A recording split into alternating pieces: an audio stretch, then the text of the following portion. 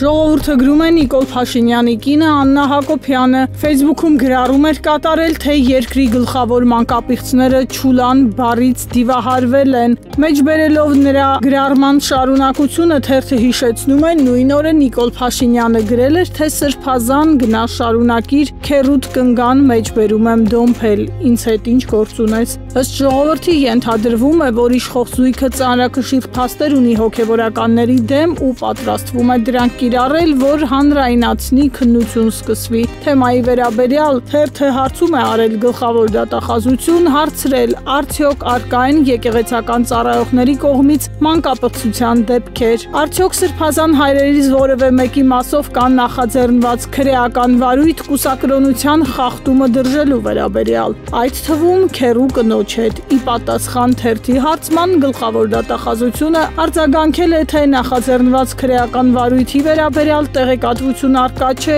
իսկ ահա քննչական կոմիտեն տվել է հետևյալ պատասխանը։ Քննչական կոմիտեում քննվող վարույթներով ձեր կողմից մատնանշված դեպքերով առանձին հաշվառում չի իրականացվում, ինչ վերաբերում է հարցման երկրորդ կետում նշված տեղեկատվության տրամադրմանը, հայտնում ենք, որ կուսակրոնության խոստում դրժելը հանցանք չի համարվում ու քրեական օրենսգրքով նախատեսված չէ։ Մեջբերման ավարտը։ Թերթն արձանագրում է վարչապետ Փաշինյանը հերթական անգամ օդում կախված լուրերի մակարդակով ինչ-որ ձևակերպումներ է շահ տալիս, իսկ փաստերը չկան, կամ որպես կոմպրոմատ պահվում են հարմար պահի օգտագործելու համար, իսկ թե ինչու է Փաշինյանը կրկին հիշել եկեղեցուն, դժվար չէ ենթադրել, նա արդեն սկսել է նախընտրական արշավը ու քանի որ նախկին թալանչիների թեման կորցրել է իր արդիականությունը, որպես հակահերոս գտել է եկեղեցուն, որտեղ գաղտնիությամբ պարուրված շատ բան կա, որոնք կհետաքրքրեն քաղաքացիներին։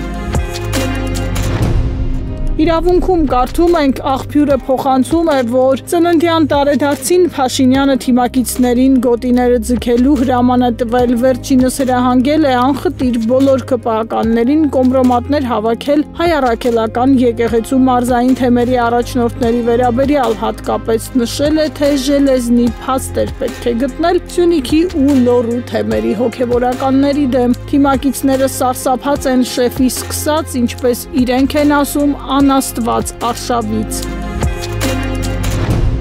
Հրապարակն էլ գրում է ոստիկանապետի պաշտոնից Արամ Հովհաննիսյանի անակնկալ հեռացման մասին բազմաթիվ վարկածներ շրջանառվեցին, շատերի համար շոկային էր, թե ինչու է Փաշինյանն ազատել իր նվիրյալ զինվորին, որին նախկինում Արգամիջի Արամ էին ասում, իսկ իշխանափոխությունից հետո Նիկոլի Արամ, Փաշինյանին հավատարմության համար։ Չնայած Արփինե Սարգսյանը նախարար դառնալու օրվանից ցանկություն է ունեցել ազատվել համակարգի երկարամյա պաշտոնյայից, բայց Փաշինյանի հովանավորության շնորհիվ Հովհաննիսյանը մնացել է չխորշելով անգամ եռավ լուրում որդեկորույս մայրերին քարշ տալու հրահանգից։ Ըստ համակարգի աղբյուրի նրան ազատելու հիմքեր վաղուց կային։ Մեկն իր որդին էր, դեռ մի քանի տարի առաջ նա իր տնտեսագետ ավագ որդուն Կարլենին Մասիսի Մռուի պետ էր դարձրել առանց մասնագիտական կրթության։ Հետո մամուլը գրեց, որ նա փողով վարորդական վկայականներ է տալիս ու քրեական վարույթ էր հարուցվել, բայց իշխանական շրջանակներում այս պաշտոնանկությունը կապում են Փաշինյանի ծննդյան օրվա հետ, իբրև թե ոստիկանապետը հունիսի 1-ին պատշաճ չի կազմակերպել միջպետական մայրուղու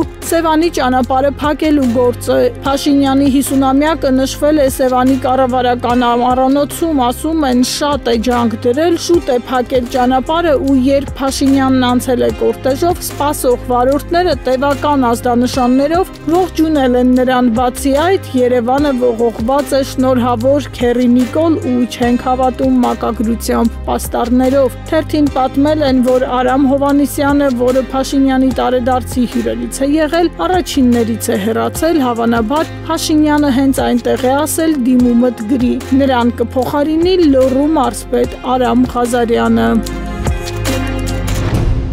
Հրապարակը գրում է Սևանի կառավարական ամառանոցում իր 50-ամյակի միջոցառմանը Նիկոլ Փաշինյանը հրավիրել է գրեթե բոլոր պաշտոն ունեցող ՔՊԱ-ականներին, կառավարության անդամներ, իշխանական խմբակցություն, ՔՊԱ-ականներ։ Նրանց բացառիկ շանս է ընձեռվել լի քծնելու շեֆին, բարեմաղթանքներ բարձրաձայնելու, փառաբանելու, բոլորն էլ օգտվել են դրանից։ Փաշինյանը նախորդ տարիներին ծննդյան տարեդարձերը նշում էր հիմնականում նեղ կրուգով, բայց ինչպես ՔՊԱ-ականներից մեկն է նկատել, այս տարին ոչ միայն հոբելյանական է, այլ նախընտրական, իսկ շատերի համար հրաժեշտի միջոցառում։ Հաջորդ ամառ շատերը տեղ չեն գտնի ցուցակում, բացի այդ Փաշինյանի հոգեվիճակը բարվող չէ ու նրան դրական իմպուլսներ են պետք, որ հանրության մնացած հատվածի ատելությունը կարողանա տանել։ Կենացները բնականաբար քաղաքական մեսիջներից զերծ չեն եղել, համախմբման միասնական կոչեր են հնչել, ՔՊԱ-ականները մինչև ուշ գիշեր կերուխում են արել, գրում է թերթը։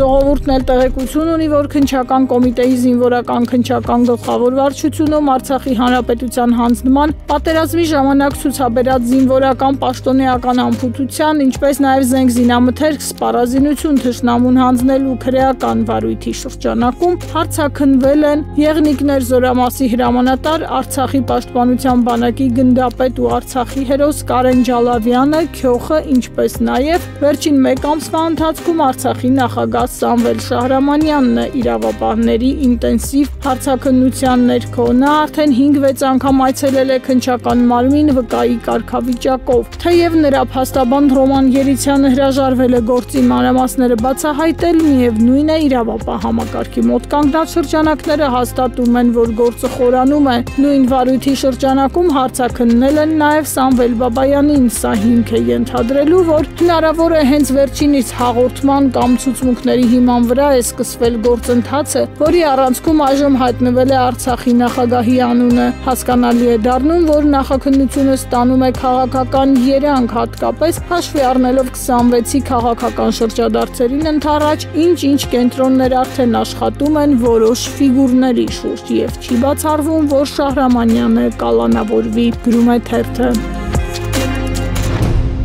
Հրապարակն էլ գրում է հայ առաքելական եկեղեցին ու հոգևոր դասը միակ ուղղությունը չեն, որի դեմ Փաշինյանը պատերազմ է հայտարարել։ Ասում են ընտրություններին ընդառաջ պետական համակարգում աշխատելու է բոլոր ուղղություններով։ Վերջին շաբաթներին փնտրում հայտնաբերում են փոքր ձեռնարկատեր գործարարների ու հարկային ստուգումների արդյունքում խոշոր տուգանքներ նշանակում, փորձելով առաջիկա զարգացումներից առաջ հնազանդեցնել։ Հակառակ դեպքում կտանեն սնանկության։ Իհարկե ՊԿ հերքում տեղեկությունը ասելով, թե պարբերական ու հերթական են ստուգումները եւ անակնկալ այցերը միայն ընդդիմադիրների մոտ չեն, բայց ընդդիմադիր հայացքներ ունեցող գործարարներից վերջին շաբաթներին բազում բողոքներ ու ահազանգեր են ստացվում։ Ավելին 8 սուպերմարկետների ցանցի ընդլայնմանը զուգահեռ բազմաթիվ մանր խանութներ են փակվում, ինչին առաջիկայում թերթը մանրամասն կանդրադառնա։